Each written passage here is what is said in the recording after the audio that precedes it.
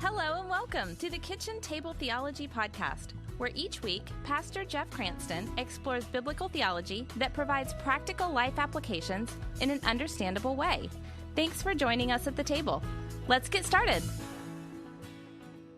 Hello and welcome to Kitchen Table Theology. I'm your host, Tiffany Coker, and with Pastor Jeff Cranston, we're on a quest to learn what the Bible teaches about theological topics that many Christians find challenging, confusing, and out of their reach. And we're always aiming to do this in a way that applies to the lives we lead. Before we dive into today's special bonus episode, we want to thank you, our listeners, for leaving us ratings and reviews. We really are grateful for each one because that is what helps us get the word out to more and more people about kitchen table theology. We're also grateful for our friends at Columbia International University. They are working to educate people from a biblical worldview to impact the nations with the message of Christ. They have undergraduate, graduate, and seminary programs both on campus and online. You can check all of that out at ciu.edu. In today's special bonus podcast, we have a treat for you. We've had so many wonderful guests on the podcast over the last few years, but Dad, you're the one who is always asking the questions. So I'm here to mix it up a little bit today. I get to interview you. I know our kitchen table theologians are going to love learning a little bit more about you. So I'm excited for the chance to turn the tables here a little bit and have you answer some questions. What do you think about that? I don't know what I think about it, but I just hope kitchen table theologian don't drive and listen to this because you may fall asleep and run off the road, and we don't want to be responsible for any of that. And again, like I said last week, my apologies for my voice. Hopefully the next time you hear me be somewhat back to normal again. But yeah, let's go. Let's see what you got. All right. I'm going to go easy on you to start, but then we'll get to some and this is all questions. Pretty much off the top of my head. And yes. If you want to hear this, stay on and kitchen table theologian. If you don't, I don't blame you for logging off. But no, I'm sure you have some interesting tidbits you can share with us. And being your daughter, I do have a little bit of an inside view here. So I know of specific questions that I want to ask I think people will like to know. Starting with this one. How many countries have you visited? I think it's 42. That's incredible to me. I feel like most people will be shocked by that. So tell us. I may be off a little bit, but I'm not off much. I think I counted it up a few years ago, and I think it was 42. But like England, I've been there like 25 times. Oh, my goodness. Yeah, that only counts for one. And I've been to India 10 times, and that only counts as one. But what, out of all these 42 countries, do you have a favorite country that you visited? Or somewhere you would like to go back? I always liked going up to the Pacific Northwest of Canada, up to Vancouver and Vancouver Island. That's a really beautiful place. I love New Zealand. I've been there 4 times. I loved Australia. And I'm a real Anglophile, so I love the UK, especially Scotland, because that's where our Cranston paternal line immigrated from.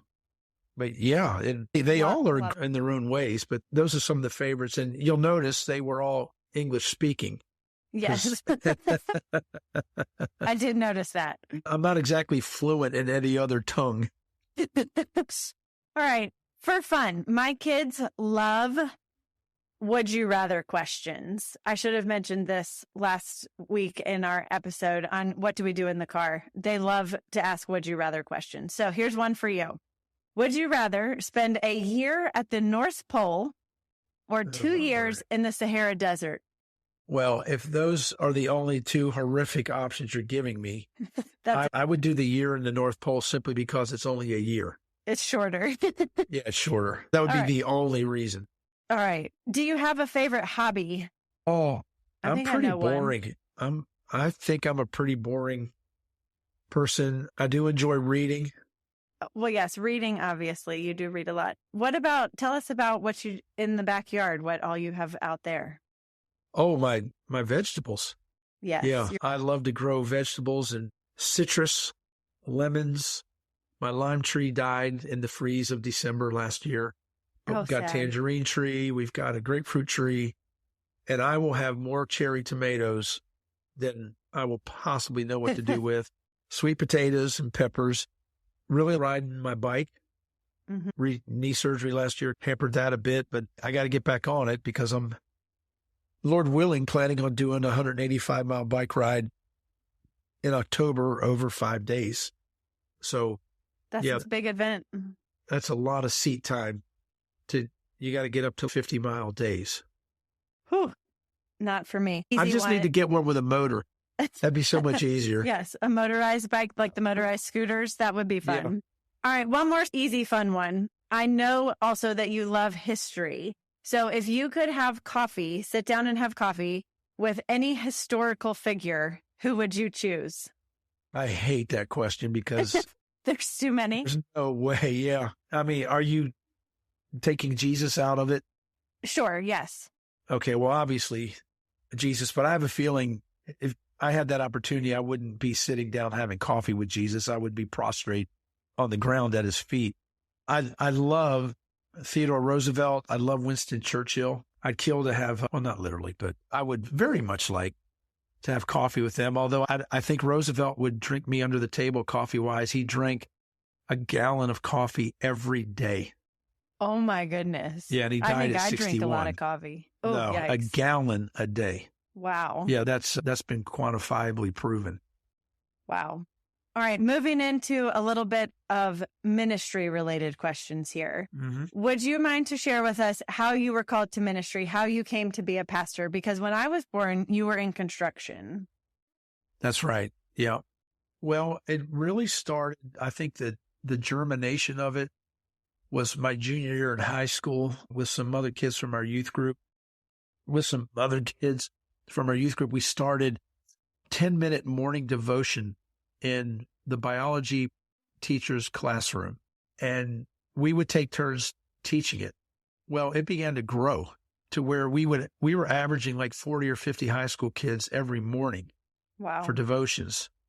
And we ended up inviting one of the Baltimore Colt linebackers who was a Christian. He came up and spoke. We had 200 kids there. And the administration, of course, we didn't clear any of this with anybody. I mean, we were just stupid high school kids. But it was there that people started saying, hey, I really got something out of what you said, or I didn't know that. And I had the only encouragement that I really had in anything in my life up to that point was in sports. But I was certainly not known as a good student.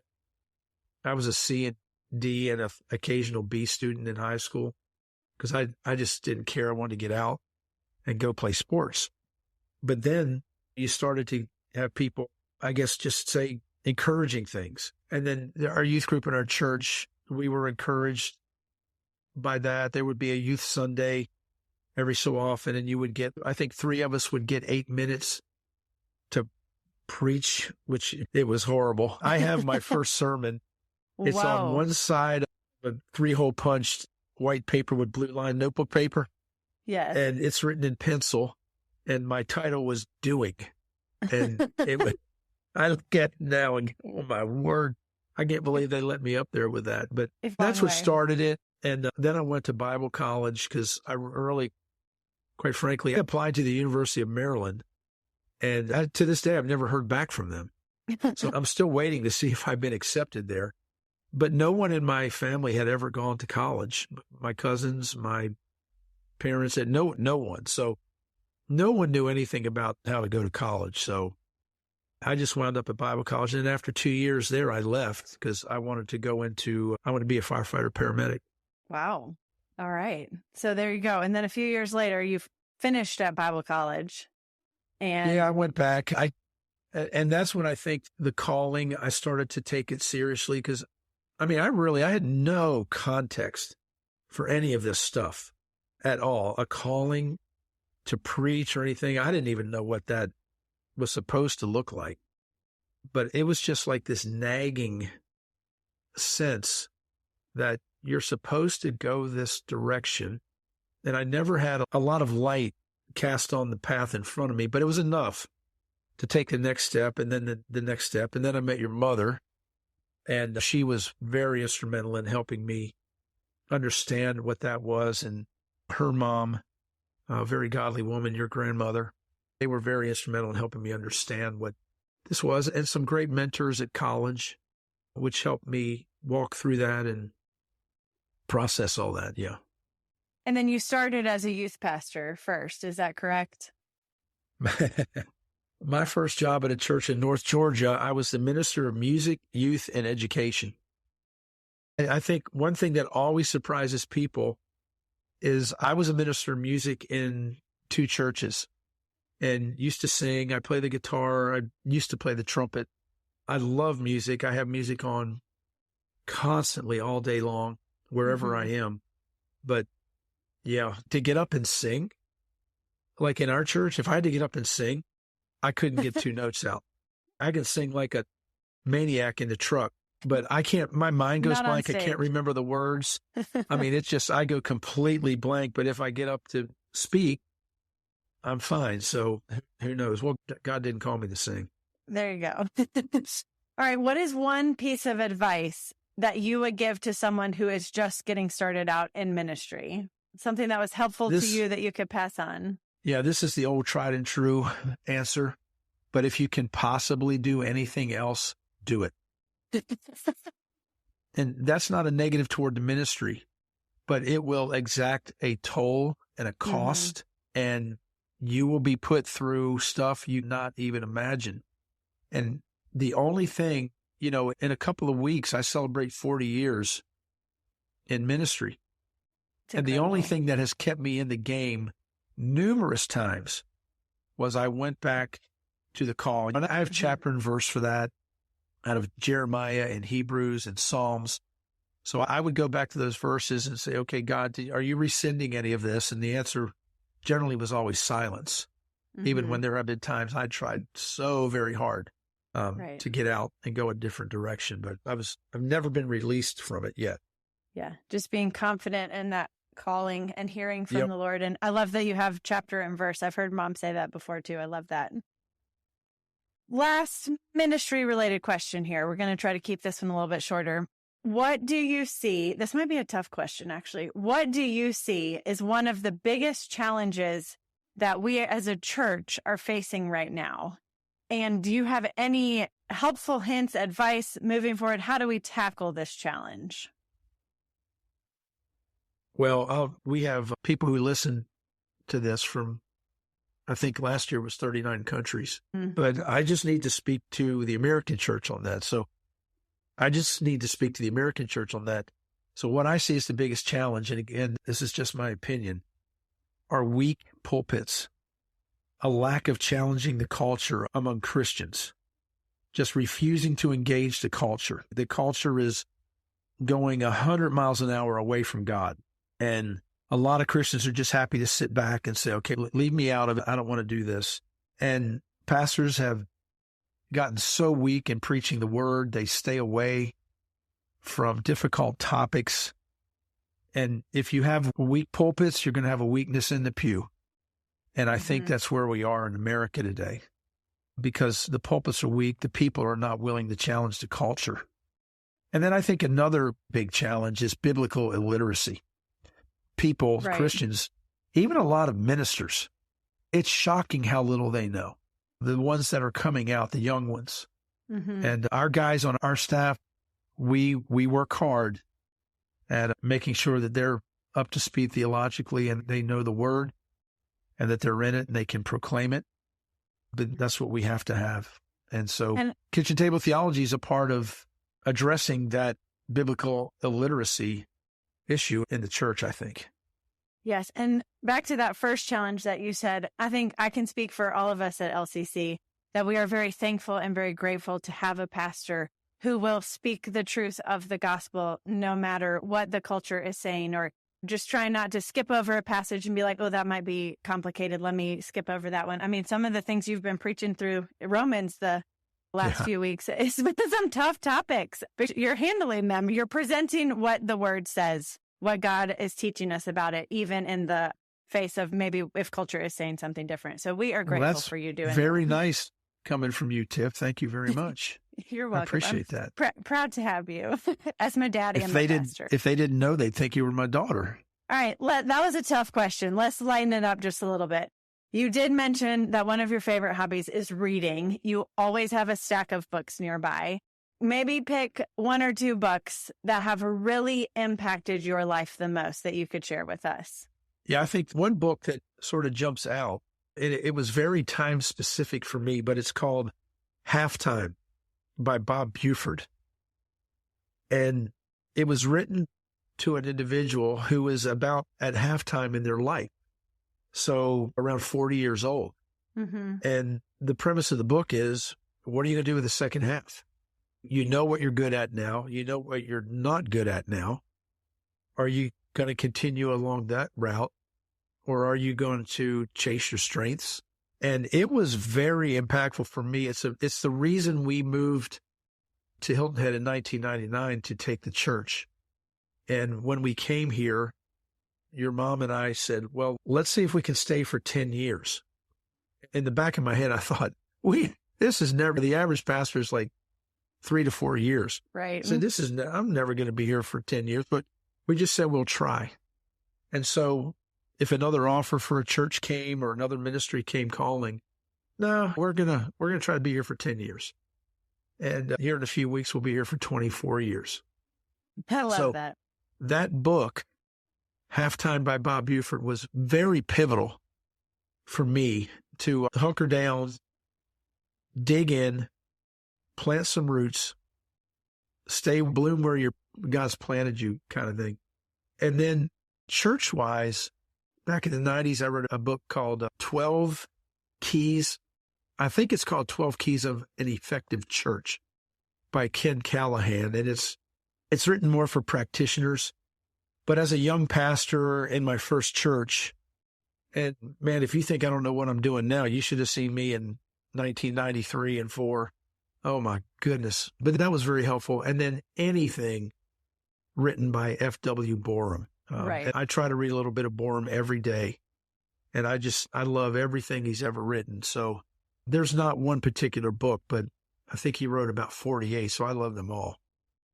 Well, as someone who is about to be 40, I'm not too far off there. I wrote down the Halftime book, and I might need to read that one.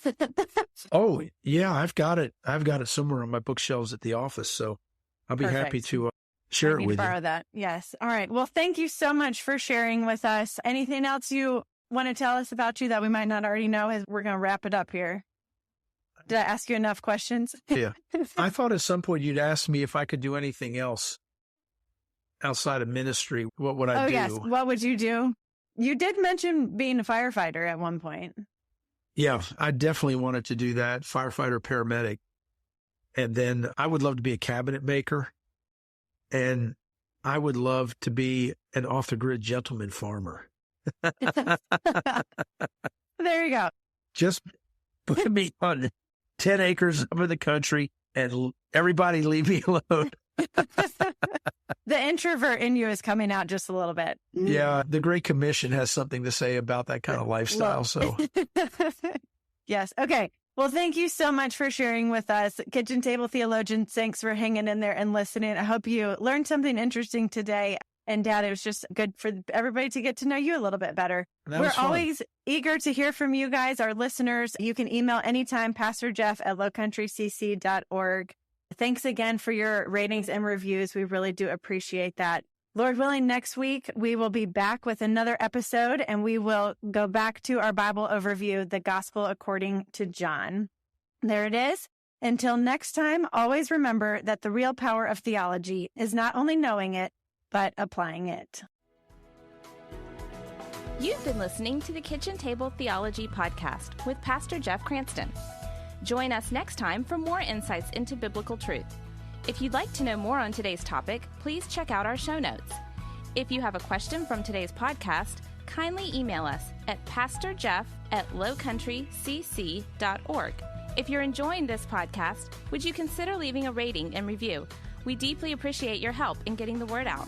And be sure to subscribe on iTunes, Google Play, Spotify, or in your favorite podcasting app to continue this journey with us as we learn about and apply God's Word to our lives. Thanks for joining us, and we'll see you next time here at Kitchen Table Theology.